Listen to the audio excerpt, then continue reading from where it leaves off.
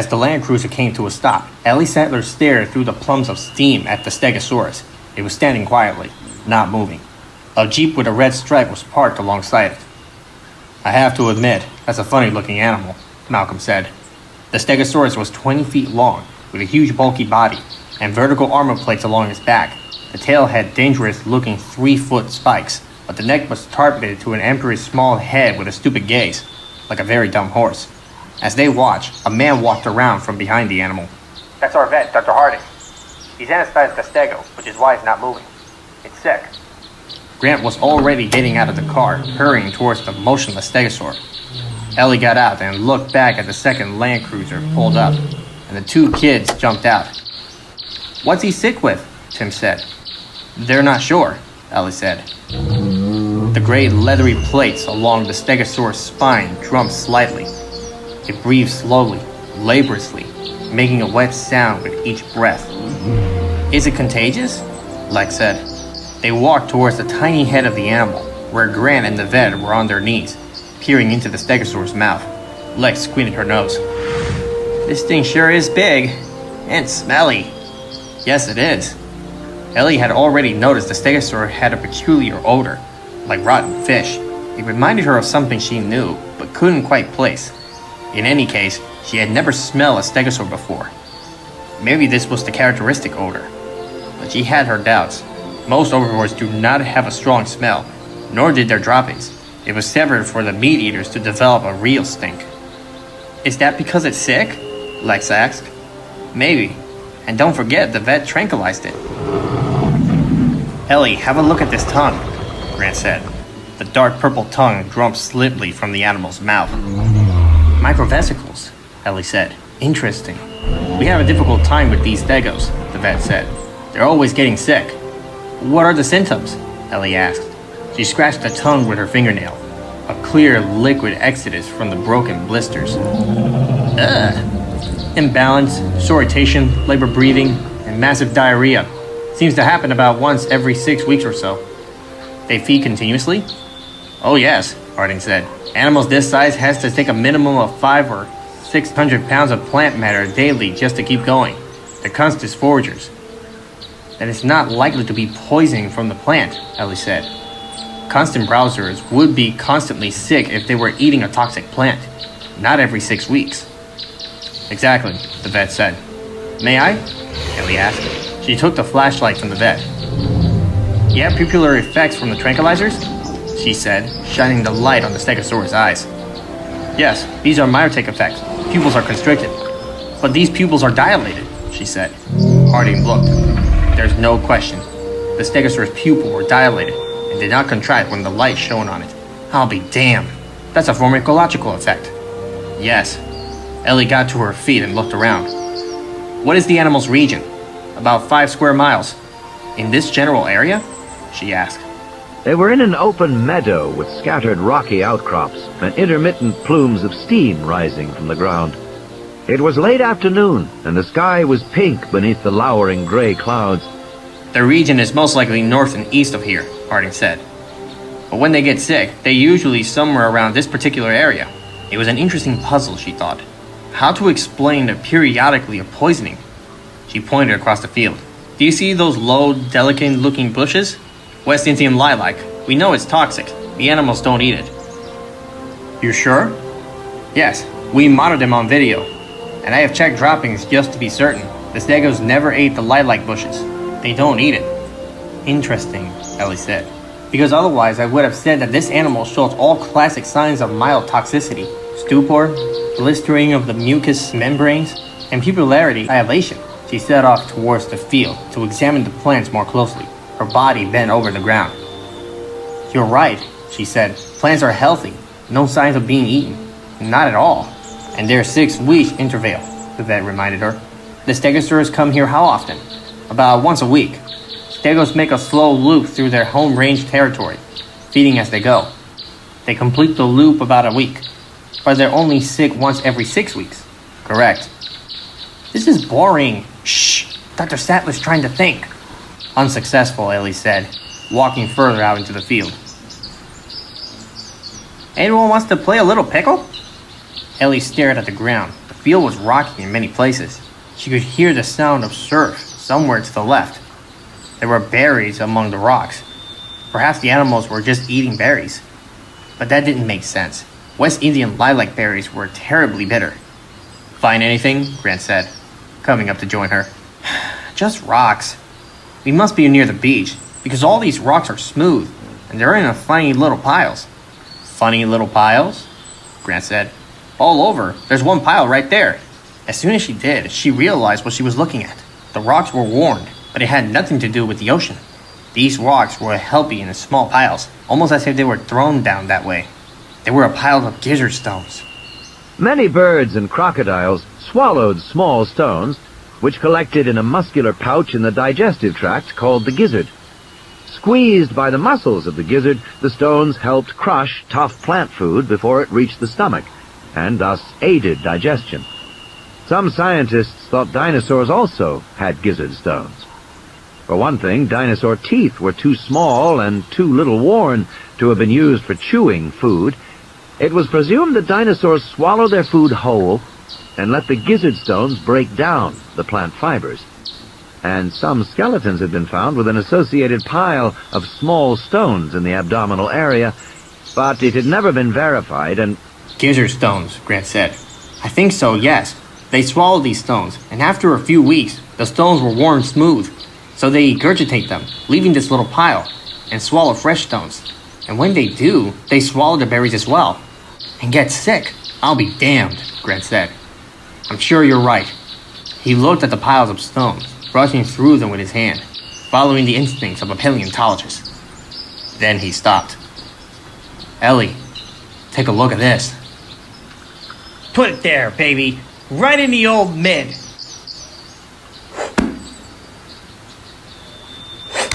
Take it easy, I don't have a glove. You wimp. Now that's more like it. Standing by the dinosaur, Gennaro continued to play catch as he talked to Malcolm.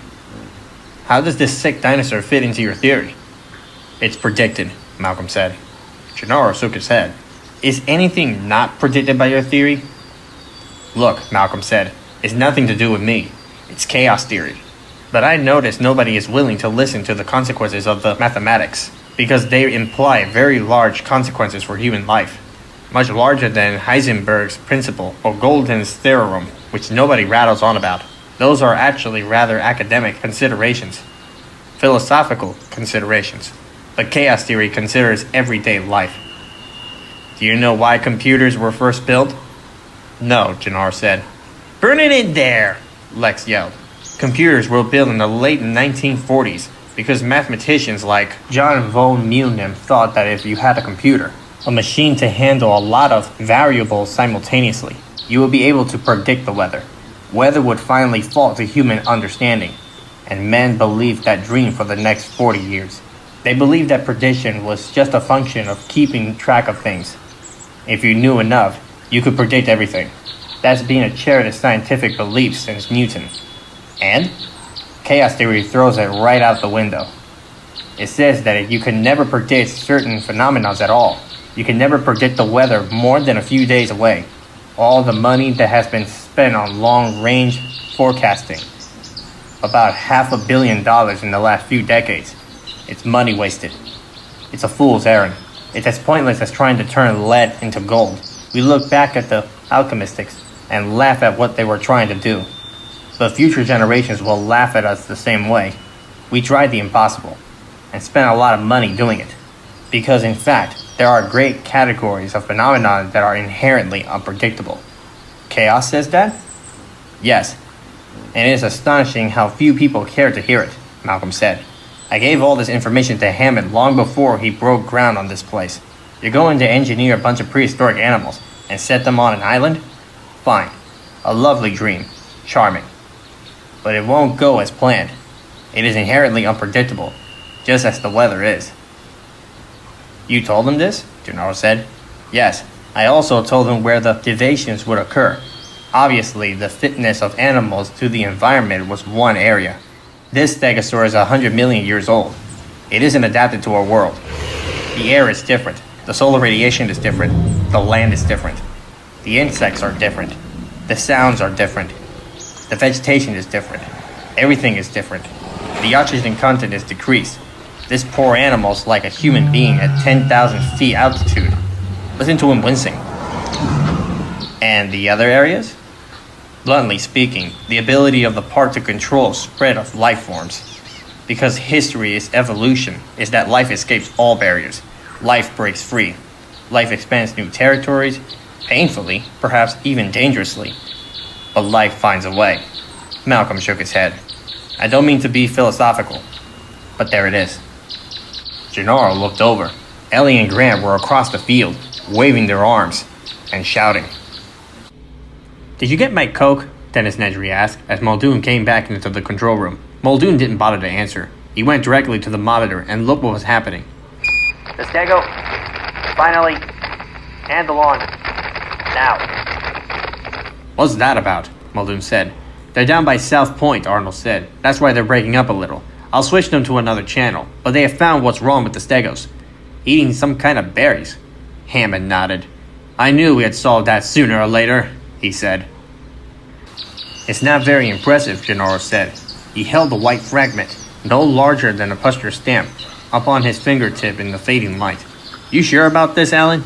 Absolutely sure, Grant said. What gives it away is the patterning of the interior surface, the interior curve. Turn it over and you'll notice a faint patterns of raised lines, making roughly triangular shape. Yes, I see them. Well, I have dug out 2 eggs with patterns like that at my site in Montana. You're saying this is a piece of a dinosaur eggshell? Absolutely, Grant said. Harding shook his head. These dinosaurs can't breed. Evidently they can, Gennaro said. That must be a bird egg, Harding said. We have literally dozens of species on the island. Grant shook his head. Look at the curvature. The shell is almost flat. That's from a very big egg. And notice the thickness of the shell. Unless you have ostriches on this island, it's a dinosaur egg. But they can't possibly breed, Harding insisted. All the animals are female. All I know, Grant said, is that this is a dinosaur egg. Can you tell what species?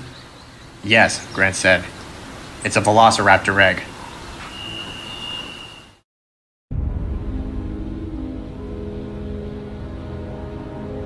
Absolutely absurd, Hammond said in the control room, listening to the reports over the radio. It must be a bird egg. That's all it can be. Let's do a little test, shall we? Ask Mr. Arnold to run one of his computer tallies. Now? Yes, right now. I understand you can transmit this screen in Dr. Harding's car. Do that too, will you? No problem, Arnold said. I hope you're satisfied, Hammond said. Are you receiving it down there on your screen? We see it. Everything accounted for, as always. He couldn't keep his satisfaction out of his voice. Now then, can you have the computer search for a different number of animals? Like what? Try 239. Just a minute, Arnold said, frowning.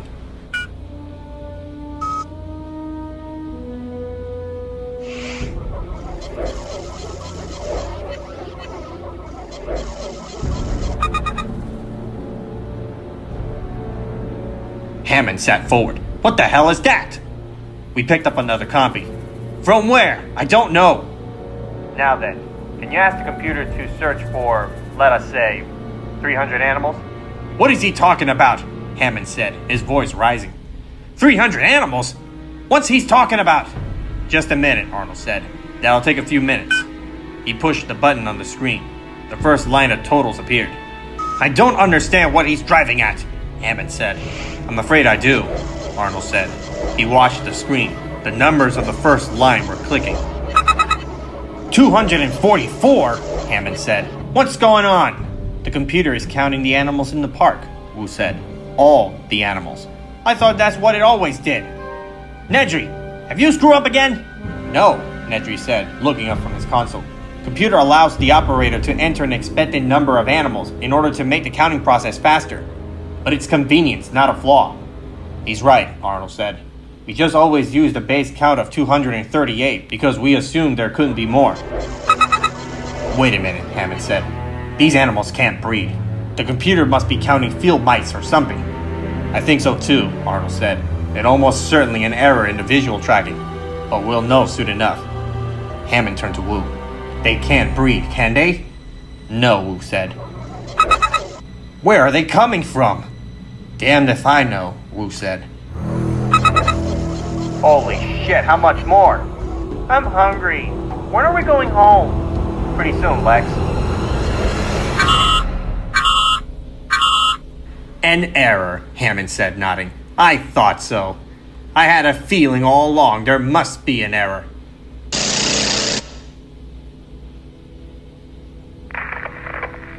Now you see the flaws in your procedure.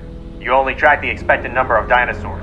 You were worried about losing animals, and your procedures were designed to advise you instantaneously if you had less than the expected number.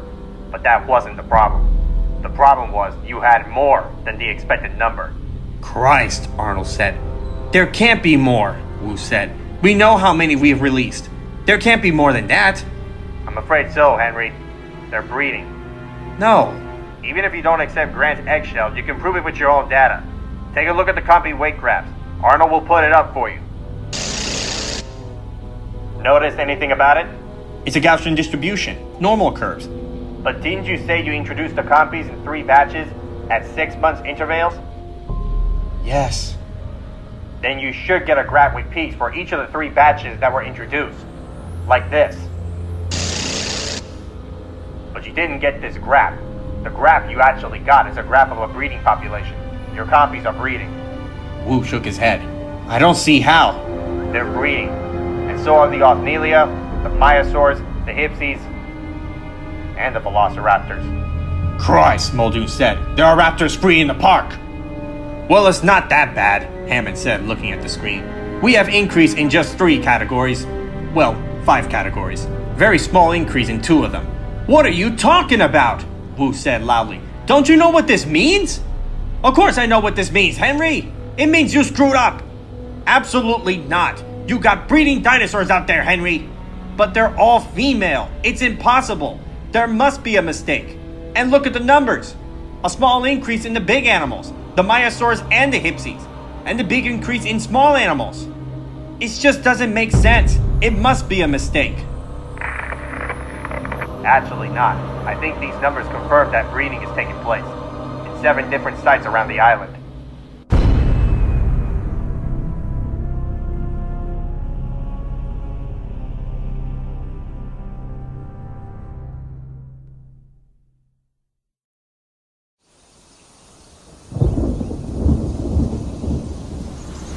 Breeding sites? Nest, Grant said. Assuming the average cluster of 8 to 12 hatching eggs. These data would indicate the compies have 2 nests, the raptors have 2 nests, the Othnies have 1 nest, and the Hypsies and the Mayas have 1 nest each. Where are these nests? We'll have to find them. Dinosaurs built their nests in secluded places. But why are there so few big animals? If there is a Maya nest of 8 to 12 eggs, there should be 8 to 12 new Mayas, not just 1. That's right, Grant said. Except that the raptors and the compies that are loose in the park are probably eating the eggs of the bigger animals. Or perhaps eating the newly hatched young as well. But we have never seen that. Raptors are nocturnal. Is anybody watching the park at night? I didn't think so. It still doesn't make sense. You can't support 15 additional animals in a couple of nests of eggs.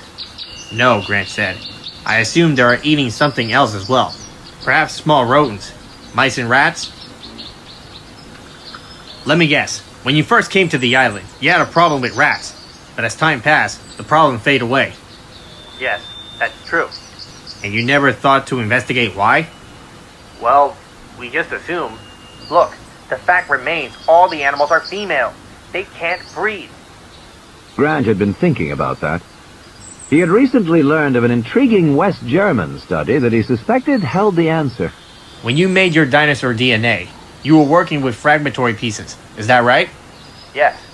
In order to make a complete strand, you ever required to include DNA fragments from other species? Occasionally, yes. It's the only way to accomplish the job. Sometimes we include avian DNA from a variety of birds, and sometimes reptile DNA. Any amphibian DNA? Specifically, frog DNA? Possibly. I'd have to check. Check, Grant said. I think you'll find that holds the answer. Frog DNA? Why frog DNA? Listen, this is all very intriguing, but we're forgetting the main question. Have any animals gotten off the island? We can't tell from these data. Then how are we going to find out? There's only one way I know, Grant said. We'll have to find the individual dinosaur nest, inspect them, and count the remaining egg fragments. From that, we may be able to determine how many animals were originally hatched, and we can begin to assess whether any are missing. Even so, you wouldn't know if the missing animals are killed or died from natural causes, or whether they left the island. No, Grant said, but it's a start, and I think we can get more information from an intensive look at the population graph. How are we going to find these nests? Actually, I think the computer will be able to help us with that. Can we go back now? Lex said. I'm hungry. Yes, let's go, Grant said, smiling at her. You've been very patient. You'll be able to eat in about 20 minutes, Regis said, starting towards the two land cruisers. I'll stay for a while, Ellie said, and get photos of the stego with Dr. Harding's camera. Those vesicles in the mouth will have cleared up by tomorrow. I want to go back, Grant said. I'll go with the kids. I will too, Malcolm said. I'll stay, Gennaro said, and go back with Harding in his jeep, with Dr. Sattler.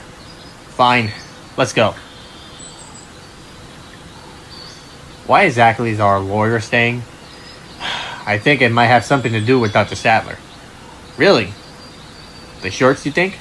It's happened before, Grant said. I want to ride in the front one this time with Dr. Grant. Unfortunately, Dr. Grant and I need to talk. I'll just sit and listen. I won't say anything, Tim said. It's a private conversation, Malcolm said. Tell you what, Tim, Regis said. Let them sit in the rear car by themselves. We'll sit in the front car, and you can use the night vision goggles. Have you ever used night vision goggles, Tim? Their goggles are very sensitive CCDs that allows you to see in the dark. Neat, he said and moved towards the first car. Hey, I want to use it too. No, Tim said. No fair! No fair! You get to do everything, Timmy! And Regis watched him go and said to Dr. Grant, I can see the ride back is going to be like. Grant and Malcolm climbed into the second car. A few raindrops spattered in the windshield. Let's get going, Regis said. I'm about ready for dinner. And I could do with a nice banana daiquiri. What do you say, folks? Daiquiri sounds good? He pounded the metal panel of the car.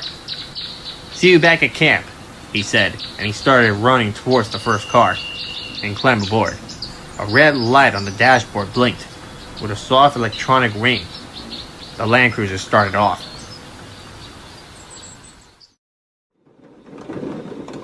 You must feel vindicated about your theory. As a matter of fact, I feel a bit of dread. I suspect that we are at the very dangerous point. Why? Intuition. Do mathematicians believe in intuition? Absolutely. Very important intuition. Actually, I was thinking of fractals, Malcolm said. You know about fractals? Not really, no. Fractals are a kind of geometry associated with a man named Mandelbrot, unlike ordinary Euclidean geometry that everybody learns in school. Squares and cubes and spheres. Fractals geometry appears to be describe real objects in the natural world. Mountains and clouds are fractal shapes. So fractals are probably related to reality. Somehow. Well, Mandelbrot found a remarkable thing with his geometric tools. He found that things look almost identical at different scales. At different scales? Grant said. For example, Malcolm said, a big mountain, seen from far away, has a certain rugged mountain shape. If you get closer and examine a small peak of the big mountain, it will have the same mountain shape. In fact, you can go all the way down the scale to a tiny peak of rock, seen under a microscope. It will have the same basic fractal shape as the big mountain. I don't really see why this is worrying you, Grant said. It's a way of looking at things, Malcolm said. Mandelbrot found a sameness from the smallest to the largest, and this sameness of scales also occurs for events. Events? Consider Crichton price, Malcolm said. There are good records of Crichton prices, going back more than 100 years. When you study fluctuation in the Crichton price, you find that the graph of price fluctuations in the curve of a day looks basically like the graph for a week, which looks basically like a graph for a year, or for 10 years. And that's how things are. A day is like a whole life. You start out doing one thing, but end up doing something else. Plan to run an errand. but never get there. And at the end of your life, your whole existence has the same haphazard quality too. Your whole life has the same shape as a single day. I guess is one way to look at things, Grant said. No, Malcolm said. It's the only way to look at things. At least, the only way that is true to reality. You see, the fractal idea of same carries within it an aspect of recursions, a kind of doubling back on itself, which means that events are unpredictable, that they can change suddenly and without warning. Okay, but we have smothered ourselves into imagining sudden change as something that happens outside the normal order of things. An accident, like a car crash, or beyond our control, like a fatal illness. We do not conceive of sudden, radical, irrational change as built the very fabric of existence, yet it is. And chaos theory teaches us, Malcolm said, that straight linearity, which we have come to take for granted in everything from physics to fiction. Simple does not exist. Linearity is an artificial way of viewing the world. Real life isn't a series of interconnected events occurring one after another, like beads strung on a necklace. Life is actually a series of encounters in which one event may change those that follow in a wholly unpredictable, even devastating way. Malcolm sat back in his seat, looking towards the other land cruisers, a few yards away. That's a deep truth about the structure of our universe. But for some reason, we insist on behaving as if it were not true. At that moment, the car jolted to a stop. What happened? Grant said. Up ahead, they saw the kids in the car, pointing towards the ocean. Offshore, beneath the lowering clouds, Grant saw a dark outline of the supply ship making its way back towards Punta Arenas. Why have we stopped? Malcolm said. Look there, Timmy. You see it, it's there. Malcolm squinted at the boat. They're talking about the boat? Apparently. Ed Regis climbed out from the front car and came running back to their window. I'm sorry, but the kid's all worked up. Do you have binoculars there? For what? The little girl said she saw something on the boat. Some kind of animal. Grant grabbed the binoculars and rested his elbow on the window ledge of the Land Cruiser. He scanned the long ship of the supply ship. It was so dark, it was almost as silhouetted. As he watched, the ship running lights came on, brightly in the darkness purple twilight. Do you see anything? Ed Regis said. No, Grant said. They're low down. Look low down. Grant tilted the binoculars down, scanning the hull just above the waterline. The supply ship was broad-beamed, with a flash flag that ran the ledge of the ship, but it was quite dark now, and he could hardly make out details. No, nothing. I can see them, near the back. Look near the back. How can she see everything in this light? Malcolm said. Kids can see, Grant said. They got visual acuity we forgot we ever had. He swung the binoculars towards the stern, moving them slowly, and then suddenly he saw the animals. They were playing, darting among the silhouetted stern structures. He could see them only briefly, but even in the fading light, he can tell they were upright animals, about 2 feet tall, standing with their stiff balanced tails. You see them now? I see them. What are they? They're raptors, Grant said. At least 2, maybe more. Juveniles. Jesus, that boat's going to the mainland! Don't get excited, just call the control room and tell them to recall the boat.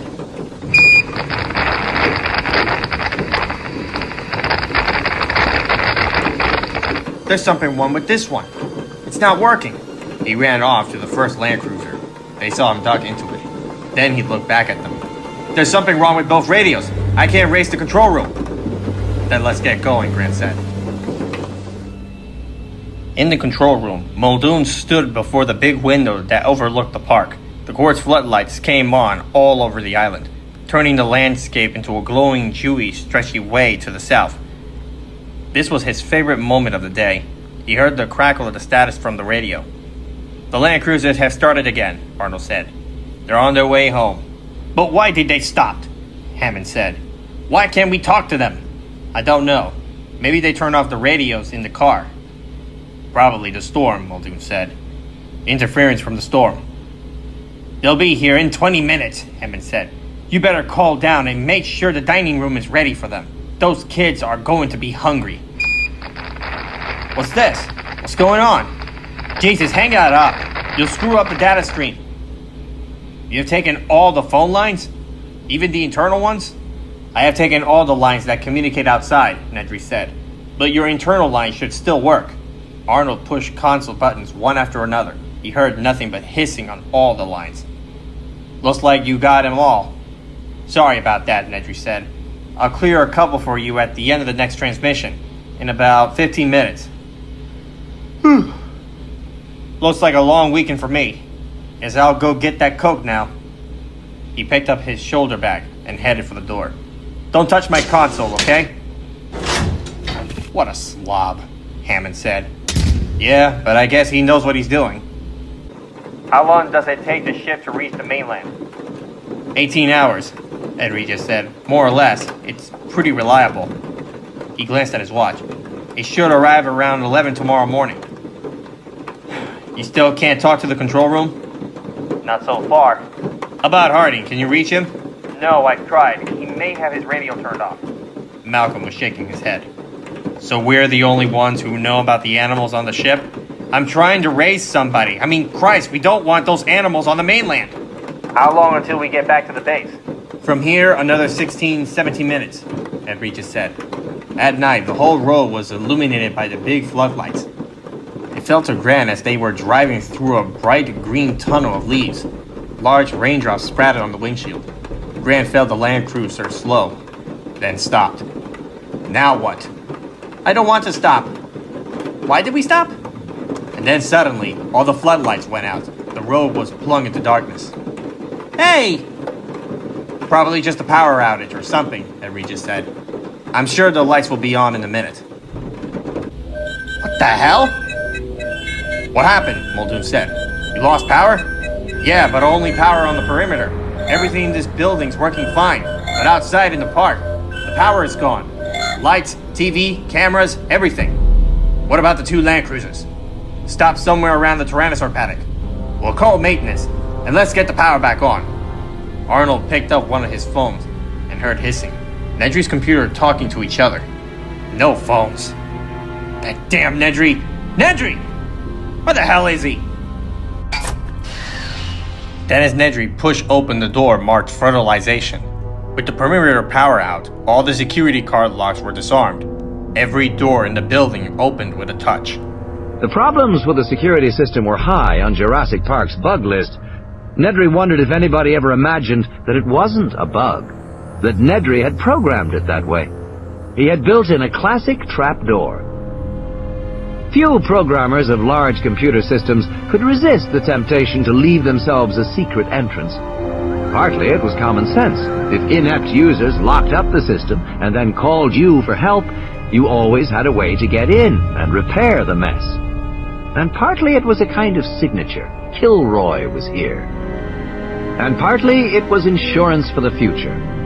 Nedry was annoyed with the Jurassic Park project.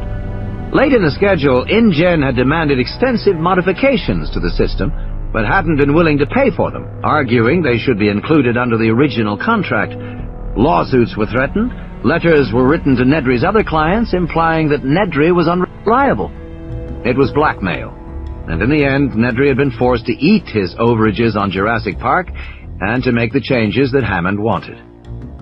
But later, when he was approached by Louis Dodgson at Biosyn, Nedry was ready to listen, and able to say that he could indeed get past Jurassic Park security. He could get into any room, any system, anywhere in the park, because he had programmed it that way, just in case. He entered the fertilization room. The lab was deserted as he anticipated. All the staff was at dinner. Nedry unzipped his shoulder bag and removed the can of shaving cream.